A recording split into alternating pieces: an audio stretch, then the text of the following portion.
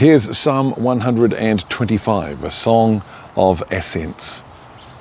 Those who trust in Adonai are like Mount Zion, which cannot be moved, but remains forever. Yerushalayim, mountains all around it.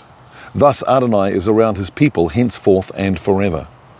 For the scepter of wickedness will not rule the inheritance of the righteous, so that the righteous will not themselves turn their hands to evil. Do good, Adonai, to the good, to those upright in their hearts. But as for those who turn aside to their own crooked ways, may Adonai turn them away along with those who do evil. Shalom on Israel.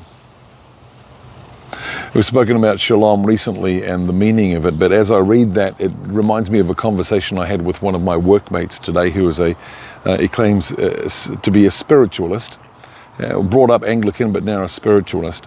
And we talked about the Jewish people, we talked about Israel, we talked about the current conflict with Gaza, the ongoing conflict, where it's come from, and the history of the attempt to deal with the Jewish people.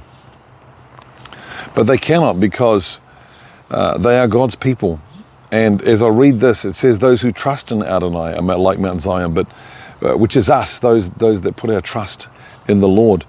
But God's promises are forever, and we need to hold on to these the same way that he holds on to his own promises about his own people.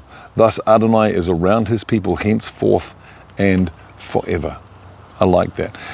There's a verse in Jeremiah where God says, if I break my covenant with the sun and with the moon, so that there is no longer day and no longer night, then I will break my covenant with Israel.